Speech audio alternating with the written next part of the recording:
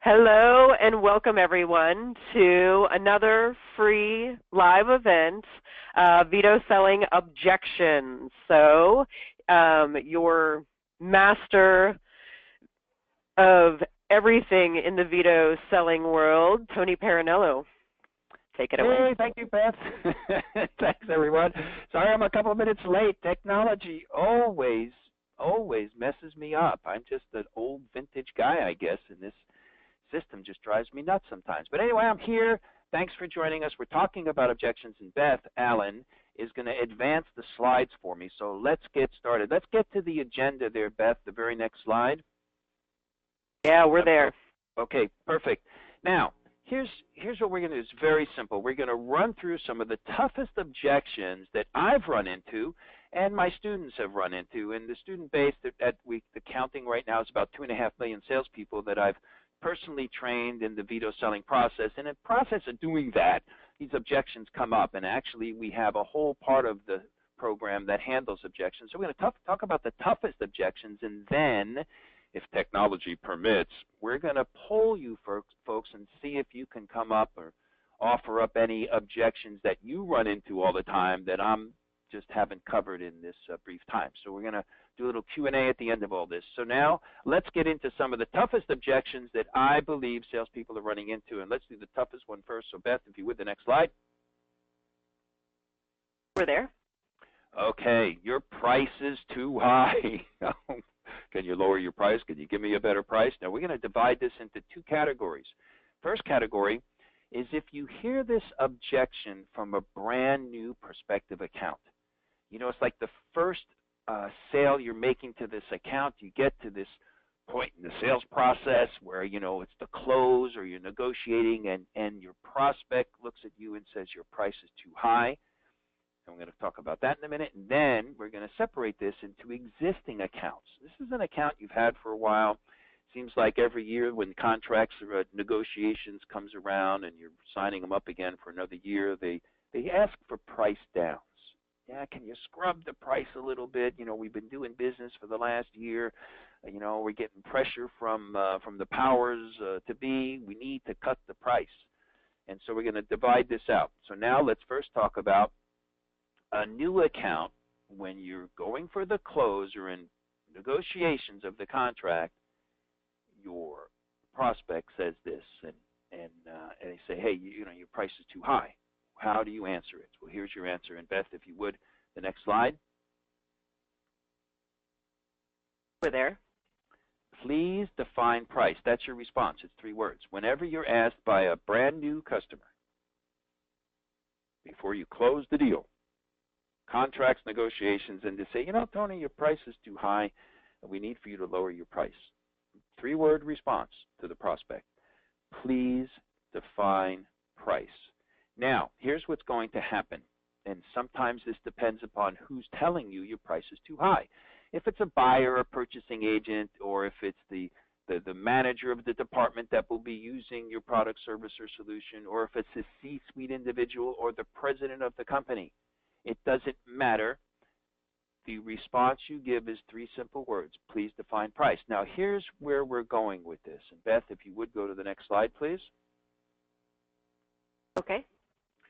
We are changing the playing field here from a price discussion to a cost discussion, cost of ownership. So when you say to someone, please define price, they're going to look at you and say, well, that's kind of a stupid question. Price is what I pay. It's what's on the invoice. It's never what the prospect pays. It's never what's on the invoice, because we're talking about the cost of ownership. We're changing the discussion here from a lower the price to what this product, service, or solution is costing you over some period of time. Now, if you want to handle this objection properly and never have to lower your price again, you must become a master at articulating accurately to whoever is telling you your price is too high the cost of ownership and how your product, service, or solution costs less over a period of time. And you can pick the period of time. It could be a year, it could be 5 years, it could be 6 months. It doesn't matter. You're in control at this point. Now, you must be prepared for this, of course, because the cost of ownership, there's a lot of elements to it. And I'll just give you an example here. Let's just say you're selling a computer system. Well, the cost of ownership of a computer system deals with many aspects, including the maintenance, repairs, power consumption, space, ease of use. There's all sorts of characteristics of this thing called a computer system that drives the cost of ownership. Now, it doesn't matter what you sell. I can help you establish what the cost of ownership is, and that's the best way to handle the price objection when it comes up from a brand new customer. Okay? Please define price. Now, when you say that, here again, if they look at you like, what are you talking about? Well, then it's back in your court, and you say, well, we never look at price, we look at cost of ownership. And in your case, the cost of ownership is, and now you bring in all the different characteristics of cost of ownership. Now, that's for a new account. Now, Beth, if you would, let's go to the next slide. Okay, we're there. Okay, for existing accounts, now this is a customer you've had for a while, or maybe just a year. You're getting ready to renegotiate, maybe sign them up for another year, and they say, we really need to get this price down. We need a price down. Here's the answer to any existing customer, and I don't care how long you've had them, even if you've been lowering your price every year, and now it's a new year, it's a new day, and here's the answer to the existing account price downs. Beth, if you would, the next slide.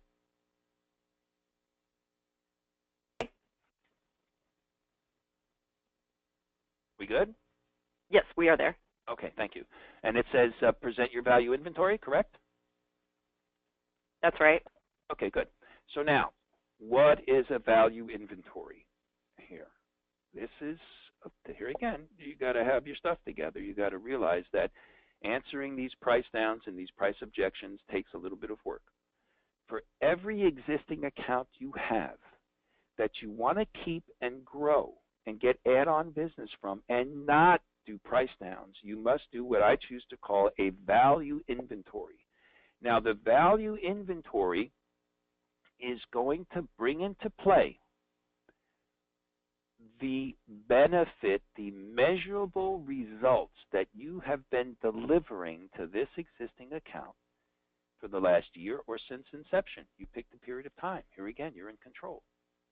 So the value inventory points to any area in the organization that you have helped create value for that you could either measure or articulate using a descriptive word or phrase. Let's use an example here. Let's go back to the computer system. Maybe you sold this company a computer system, and they've been using it for some period of time, and now they're asking you to do a cost down, on your maintenance or whatever. You now bring into play the value that that computer system has been bringing to that company in one or more of the following categories. Has the computer system or whatever product, service, or solution you sell helped them increase revenues or grow revenue or create new sources of revenue? Has it helped them contain any cost? And there's the biggest point right there, because if through efficiencies and effectiveness of whatever you've sold has helped this organization contain or reduce cost, I'm going to guess, and I bet it's a pretty good guess, that far outweighs any price down that they're asking for. But you're not done yet, because then in your value inventory, if you've helped this organization in any way, shape, or form mitigate risk or control risk or lower risk or create new opportunities, your value inventory brings into play all the value. And it's best if you can measure it, especially in the cost reduction area, that you've delivered without even charging them for, just from the benefit of having the product, service, or solution that they've been using. Generally speaking, these types of value inventories, which here again I can help you create for the customer you have and the product, service, or solution you sell. But you can do this if you do a deep dive into understanding what it's been doing at that customer's site. And when they ask you for the price down, you combat that price down with the value inventory that you're going to create for every existing account that you have that you want to grow and keep and not lower your price every year. Now, let's go to the next slide, if you would, Beth. Okay, the stall. The stall. Oh, this objection comes up all too frequently. And this really applies to existing accounts or new prospective accounts. You know, you're doing all the due diligence, you jump through all the hoops, you make the presentations and proposals, and at some point in time in this protracted sales cycle, the prospect says to you, well, you know, gee, Tony, we need to wait a couple months here. We've had some other things come up, there's some other things on our plate, and they start to stall, or they say, you know, we need to get the budget in line, or now isn't the right time. This comes in many different shapes and sizes. It's a stall any way you look at it. Now, if you expect this, you're going to be in a much better position to handle it rather than have it catch you off guard. So in every sales process we jump into, just imagine, just predict that, yeah, at some point, this prospect's going to stall. They're either going to not be returning my call, they're going to say or send me an email saying, gee, Tony, we got to hold off on this a couple of months. And there's only one way that I know of to shake the stall out and create some movement. And now, Beth, if you would, please go to the next slide on how we're going to respond to this stall. Any stall whatsoever. Let me know when you're there. Okay, your response. Okay, this is the consequence of no decision. Now, this is going to take a lot of different shapes and sizes, but the fact of the matter is you, as the salesperson, you need to know the consequence of them stalling for a month, for 2 months, for 6 months. And the way you do this, and Beth, if you would go to the next slide, please. Yes. You need to understand the measurable impact that that stall may have on revenue, cost, and risk. For example, let's say that you sell some way to make the production line of a manufacturing company more effective and efficient. And you can save time, you can save money, you can help reduce the head count, whatever. And when someone says to you, well, gee, Tony, we got to wait a couple months on this new production system because we got some other things going on, you say, okay, Harry or Harriet, that's fine. We understand that. That happens often, and we understand. But please, it's my fiduciary responsibility to let you know that here's what's going to happen during that 3-month time. And now you need to bring into play, is there going to be any impact, negative and measurable impact on revenues, cost, or risk? And that's the only way that I know of to shake people from the stall, letting them know and letting them know that it's your responsibility to let them know that this is what it could be costing your organization in any one of these 3 areas or all of these 3 areas. And it's best to have these numbers written down so you don't have to look up at the ceiling tiles and try to figure it out on the spot. We should know in every sales cycle that we enter what it's possibly costing this prospect every month they don't have our product, service, or solution. So when the stall comes up, we're ready to handle it. Beth, if you would, next slide. Information. Information. This particular, sometimes this maybe isn't an objection, but you're talking to a prospect and they say, why don't you just send some information? We'll take a look at it and we'll call you if we're interested. Or send some information and I'll get it to the right person at the right time. It's just that whole send information objection. I'm calling it an objection. Sometimes people will say, well, it's just a request for information. They need to be educated. Well, I'm looking at this as an objection. Now, I only know of one way that you can shake this one loose and make this objection into a step, an actual step in your sales process. Beth, if you would go to the next slide, please. Okay. So whenever you have anyone say to you, and in my teachings and the writing of my books and the speeches and training I do, I focus on top decision makers, the C-suite, including the CEO. And so let's spin this to when you hear send some information from a decision maker, someone with some title to them, a C-suite, a VP, a director, a CEO, president, or owner. Thank them, of course, for the request. Well, why don't you send me some information and we'll take a look at it? Well, first of all, thank you. That's very encouraging that you want to take a look at some information. But let me ask you, would you like to read it or listen to it or watch it? Now, let's stop right there and do a sidebar. This, there's my Jersey accent coming up. This is sidebar. You need to put the information that you're going to send people in 3 different modalities, because everybody on this planet will either learn by reading, by listening, or by watching. It's called visual, auditory, or kinesthetic learners. Now, every bit of information you have, it would be just really cool if you had it in text, you had it in audio, and you had it in video. Most of the time, the video stuff is expensive and hard to put together, but that's getting easier and easier as technology makes it easier and easier. But let's just stick with the first 2. Would you like to read it, or would you like to listen to it? Now, based upon their response, you're going to find out if they're a visual reading text or auditory listening learner. That's really important, because if you don't ask this question and they're auditory and you send them text, they're probably not going to look at it. And so asking this question gives you tremendous insight into how this person learns information and views information. Now, let's just go back to some kind of little role play here. Let's say you thank them and they go, okay, that's good. Would you like to read it or listen to it?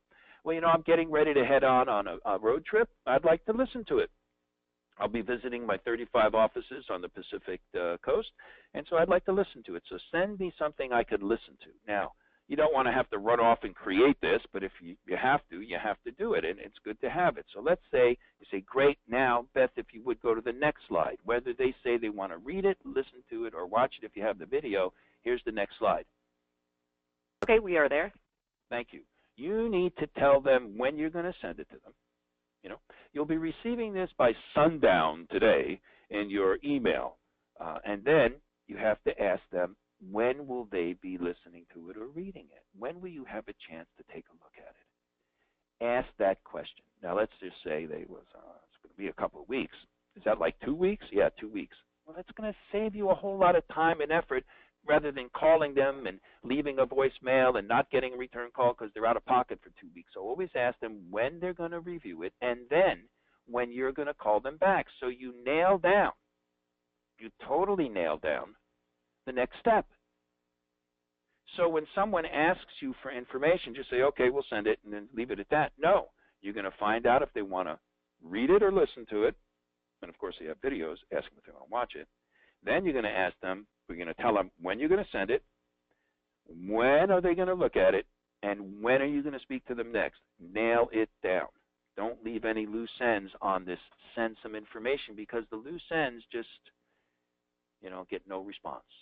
How many times have you sent information to someone and then you get into the mad chase, and the hounding of them and stalking of them to see if they ever looked at it or read it in the first place? Or they put it through the shredder because they needed some more packing material. Beth, if you would, the next slide. Objection raising. I can't take credit for this one because I've learned it from someone by the name of Joe Sugarman, one of the least known multi-billionaires in the world. Joe Sugarman, if any of you remember the blue blocker sunglasses that were all over the planet that you can buy for like $5. They were set up at swap meets and corner stores and 7-Elevens, and this blue blocker sunglasses was one of Joe Sugarman's great inventions. I had the pleasure of interviewing him for my Wall Street Journal best-selling book, Think and Sell Like a CEO. I interviewed him in Hawaii while he was going from his pineapple ranch to his villa in Tuscany, Italy. And we were sitting there at the airport, and I was interviewing Joe Sugarman talking about objections, and he gave me this great nugget. I'm going to pass it along to you. if you sell a product, service, or solution and you hear the same objection all the time, like when I sold Hewlett-Packard computers, HP stood for high price. And we used to get this price objection all the time. And sometimes it would catch us off guard, but most of the time, here it comes again. And rather than responding to an objection that you're going to hear all the time, like you mean your product only comes in blue, or your product weighs more than any other product, or your product costs more than any other product, or your product is bigger physically than any other product, you have to be able to be in a position to bring the objection up before the prospect does. Now, when I learned this, I thought, my God, this is fantastic. I wish I would have had this back when I worked at HP, because bringing it up gives you full control of when it's brought up and how you're going to answer it. So let's just go back to my history of the Hewlett-Packard. Your price is too high. It's always too high. You're the highest price point provider in the computer space. Knowing that's going to come up, I bring it up. Ms. Prospect, you're going to find out as we get into this, when we get into that, when I put the quotation together for you, that our price is going to be higher than anybody else's price you're looking at. I don't care who it is. Because traditionally, we are the high price provider, and here is why we're the high price provider. Now you bring in everything that justifies the fact that you're the high price provider in the niche that you sell into. Whether your equipment's heavier because it's made of the right kind of steel that's going to last longer and not warp, whether it consumes more power, it's because it has a redundant system that will never cause you any problems. If one of the light bulbs goes out, there's another light bulb right behind it. Whether it's the price of a Hewlett-Packard computer, that's because the reliability, the quality, the whatever, you bring up the objection before the prospect does. And it's brilliant. It gives you full control of when it's brought up and how it's answered. The best defense is a strong offense. And with that, Beth, if you would, go to the next slide, because now I'd like to know, and let me know when you're there. We're there. Thank you, Beth. I'd like to know if anyone who happens to be listening to my voice right now has an objection that's really got them stymied. When you hear it, you go, oh, no, not that. And so, Beth, if you can let everyone know how to ask a question, if they raise their hand or whatever. Oh, yes. And Dan's already raised his hand. There's a little hand icon. If you click on that, it'll show your hand raised, and then I will manually unmute your line. You can ask your question, and so let's go ahead and take Dan's question. Hello, Dan. Hey, Tony. Thanks a lot for taking my question here. Tony, I sell a software as a solution, and one of the objections we get often is, hey, we're working with a similar solution. We see the value in yours. We're working with a similar one, but our contract is not up until December of 2017. Perfect. So this Dan, thanks for the objection. And so here's where we're at with this. It's like this is actually good because they're educated. They're using something similar, right? And that saves a lot of time and energy of us educating someone on why they need to have it because they have a competitive product. Now here's what we don't want to do. And they're in some kind of term contract, okay? So that's cool. So let's hold that one on the side for a moment. We don't want to ask them what they like and don't like about what they're using. We don't want to do that. We don't want to ask them, geez, if you had a wish list, what would it look like? Forget all that stuff. What we want to do at this point, and this is with anybody, whether in a long-term contract or not, when they say, look, we got something here, it's working fine, thanks, but no thanks, we're all set. You need to respond with something that sounds pretty darn close to this. Dan, would you be interested in knowing what your loyalty to your existing source of supply is costing you? Now, what I'm doing here is I'm challenging this person's position. And it's rather disruptive, and you can soften it up if you want. You can take the person out of the equation. Dan, would you like to know if your loyalty to your existing source of supply is costing your organization anything? So you can soften it up, but basically what we're doing here is we want the prospect to respond with something that sounds like, well, what do you mean by that? What do you mean by my loyalty to it? Now, Dan and everyone else, we need to be totally prepared to articulate to them in a way that they could easily understand why your offer is superior to what they're using in one of several areas. And I'll point back to the slide we saw with the revenue, the cost, and the risk. Is there an edge that you have in growing revenue? Is there an edge that you have in reducing cost? Is there an edge that you have in increasing efficiencies and effectiveness? Is there an edge that you have in mitigating risk or reducing risk or eliminating risk?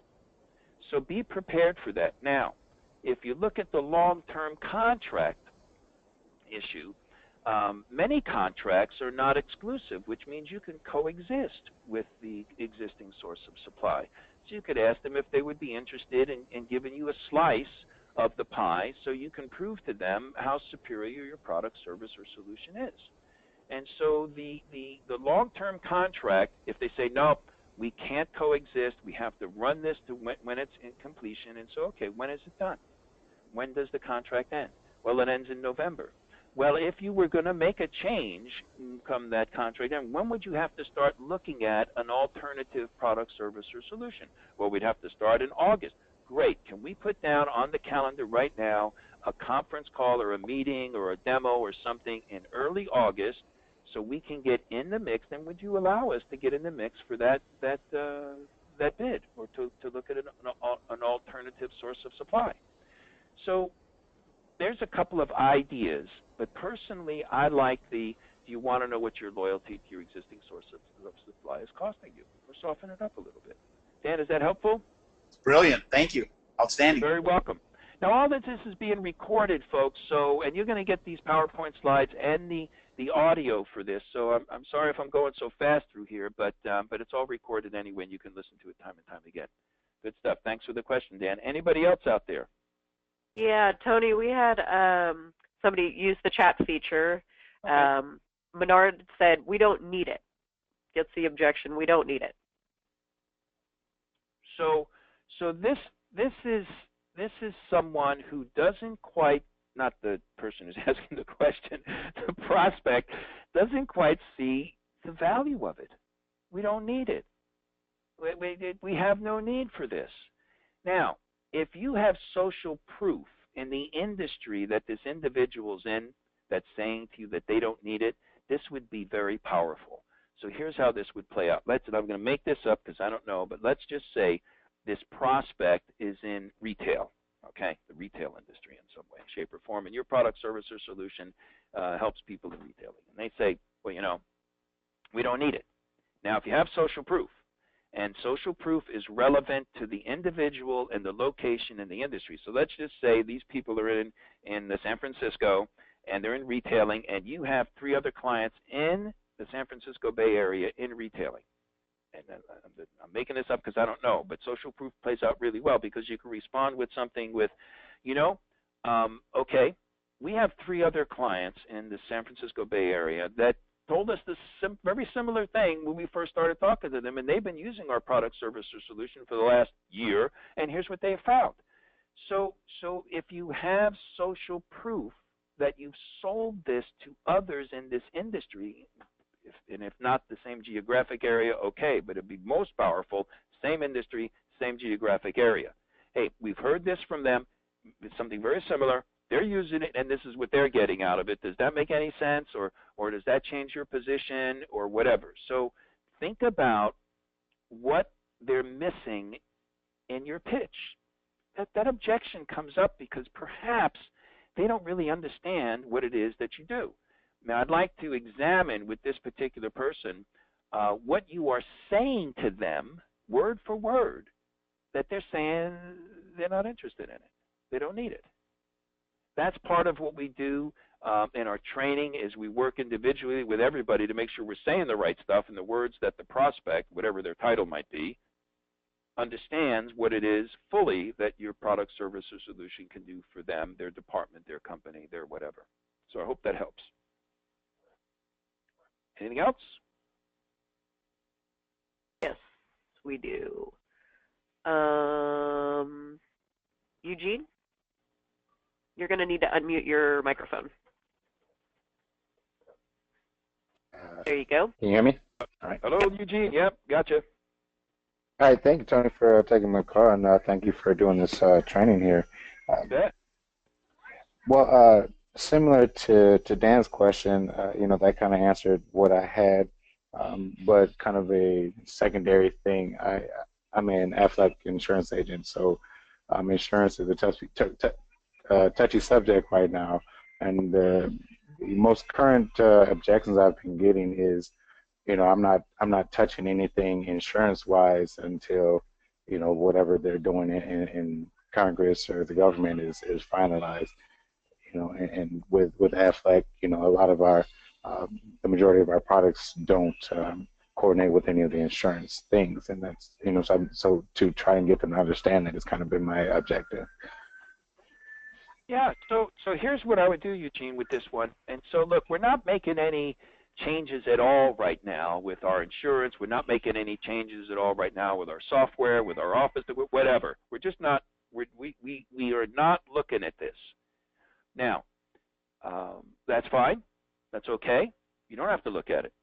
However, we feel responsible to let you know, here's what might be happening as a direct result of you not looking at it. And now bring into the consequence of not looking at it. And with that consequence of not looking at it, you got to make it really easy, Eugene, for people to look at it. Hey, you don't have to look at this at all. Just give me the answer to these 3 questions, and I'll put something in front of you that you can read in, 2 minutes that will tell you if you should be looking at it or not. Would you be willing to do that? And so if you had, Eugene, 3 questions that you needed to ask someone to see if they should even look at it, because they might be right. And it's great to agree with someone at this point. You might be right that you don't need to look at it right now. However, if you answer these 3 questions, we can not only point to if you should be looking at it, but the risk or the consequence of not looking at it. So, Eugene, I'm gonna suggest that you give this some thought and come up with some 3, 2, 1, 4. It shouldn't be 15 questions. It should be something very simple that someone could just go down the line and go, no, yes, no, yes, no. Okay, 3 no's. You really don't have to look at it. God bless you. Have a nice day. Or wait a minute, you had 3 yeses, and you really should be looking at this, and here's why. So that's what I would suggest there, Eugene. Come up with 3 pinpoint questions that would indicate if they're right or wrong. And you could even say that, well, geez, Harry, you might be right. Maybe you don't have to look at it. But if you answer these questions, these 3 questions very quickly, we could put something in front of you that can tell you, yeah, you're right, or you might be wrong.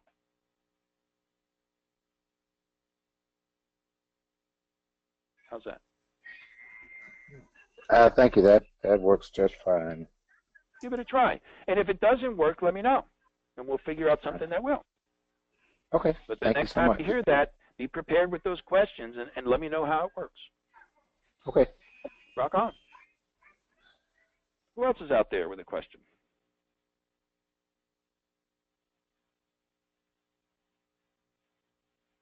Okay. Beth, let's go to the next slide, please. We do have a couple of questions, Tony. Oh, I'm sorry. Stay on the okay. Q&A slide. Stay on the Q&A slide. Okay. So, Jeff, your line is unmuted. Thanks. Say, Tony, great stuff. I'm halfway through the presentation, and I'm told, oh, I don't make that decision. You need, that's someone else. What do I do with that? Perfect. Great. Let's stop right here. Let's have a cup of coffee, and let's find out, is that other person here? Can they join us now? Would you be willing to introduce me to that other person? Or have I answered all the questions that you need to have answered to understand what we can do for you, even though the decision's not yours to make? And this is really our fault, Jeff. It's really, we missed the boat. We were at the airport when our ship came in. We were at the wrong people asking the wrong questions. I could help you fix this very easily by getting in front of the decision maker by pre-qualifying these people before you even make the presentation. So if some of this rests on our shoulders, But the next time that happens to you, you have to examine how you wound up giving a presentation to someone who isn't in the position to make the decision. And that's okay, that happens. But now, gee, let's stop right here. Let's not go any further. Can we get that person in the room, or who might that person be, or would you be willing to introduce me to that person, and, you know, go from there. Yeah. But really, this rests on our shoulders, folks, to make sure that the people we're presenting to can take action. And the best way to do that, when you start your presentation, Jeff, and everyone else, you might want to say to them, well, gee, you know, thanks for being with me today. This is going to take us about 10 minutes. And then at the end, you're going to be asked to make a decision to embrace what you're about to witness, to embrace our product, service, or solution. Shall we get started? And if the person says, whoa, wait a minute, geez, I didn't know that we were going to have to make a decision. Great. Before we get started, can you get the person in here? Yeah. Yeah, let them know that you're expecting to move the sale forward as a direct result of the presentation you're about to make. Yeah. Why not? What the heck? Good way to shake the apples out of the tree and save yourself some time. How's that, Jeff? Will that work for you? Fantastic, Tony. All right, brother. And Jeff and everybody else, if what I'm suggesting you do, if you go and try it and it doesn't work, let me know. We should be the first people you call if it doesn't work. And if it does work, let us know that too. Yeah. Any other questions? I'm not kidding. Yeah, I'm not kidding when I say that Tony's got an answer for everything. Well, geez, you know, Beth, I've been doing this for a long time, and I love sharing what I know with our people, you know, and so, yeah. And I'll hold your hand while you do it. That's what Club Veto's all about. You know, we do these free events so we can get to know each other, you know. You can get to work with me and see what this is like, and hopefully through these free events you'll say, well, geez, I want to put Tony on my team for a month or a couple of weeks or whatever. And we have a way to do that. It's called Club Veto. And we work with you one-on-one, very similar to the way we're doing now, but only with a focused plan. Rather than just picking one topic like objections, we go through the whole appointment process with the C-suite individuals, the people who are the decision makers that we need to reach, and we do the whole thing for you and with you. So that's in Club Veto, which we'll talk about after we're done with the questions. So any other questions here, Beth? Tony, we do have another question that came in over chat. We are 100% channel driven, and first thing we hear from the partner is customers need to see pricing. Point of contact from customer is not a decision maker. My response to them is we don't share pricing without understanding what the customer wants. Also, we only share it with decision makers. Well, would you do anything different? Well, yeah, I mean, there's a lot of stuff here. This is a wonderful. First of all, being a channel partner is a challenge. You know, there's channel conflict. There's all sorts of issues around that. But a lot of us are, you know, are agents, and we are channel partners, and that's just the fact of life. If you find yourself being asked by someone who is probably a purchasing agent or a buyer, before we go any further, what's your price? You're dealing with the wrong person. So you're not even going to have to ever say to anybody, well, you know, we don't share prices with anybody unless they're a decision maker. You're just wasting your time calling on people that are not decision makers. Now, maybe you're getting these leads from some source, and you're obliged to, you know, to follow up on these leads, and these leads are buyers and purchasing agents or admin people that want to know prices right out of the gate. Well, don't call them. Don't do that. Take the lead, take the name, find out who the very important top officer is, the person I call Veto, the person with the ultimate veto power, and make the call to veto. And use this other person, this name that you have, as an excuse. Yeah. Ms. Importante, we just got an inquiry from Seymour Jones down in your purchasing department, and we want to make sure it's okay with you for us to talk to them about And now you present to Vito not the prices, but you present the value proposition to Vito that's going to make them say, well, hold on, you don't need to talk to them at all, talk to me. So we can fix this for you. We can fix this for everyone. I've been doing it for 30 plus years. And that is, stop wasting our time with people who make less money than we do and can't make a decision to buy our product, service, and solution. Now, we can stop the madness. We can stop it for you. And it'd take us probably 30 days to stop it.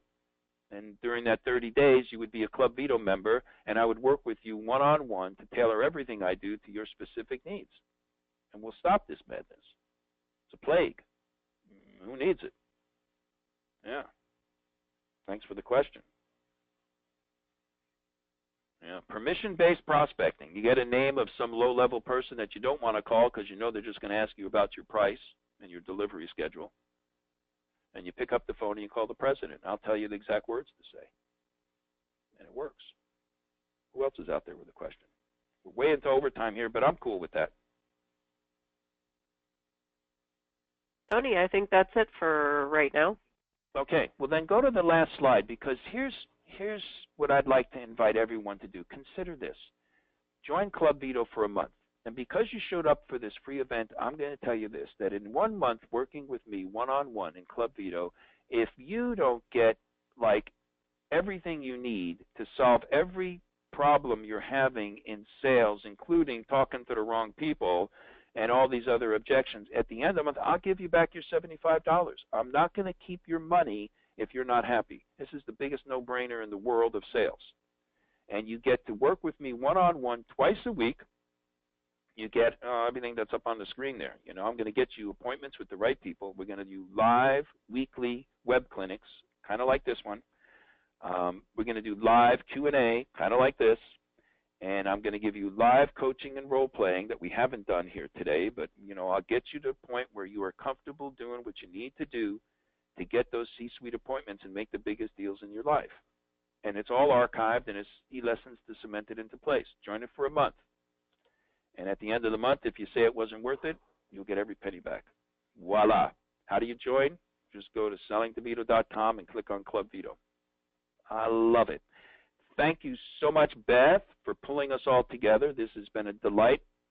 Thank you, everyone, for hanging in there and participating. Great questions. Thanks for asking the questions.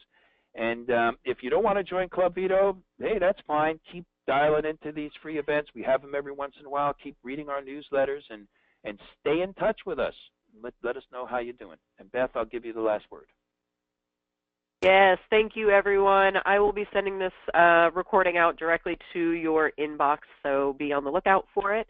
Thank you again for taking time out to be with us, and have a masterful day. Bye-bye. Bye-bye.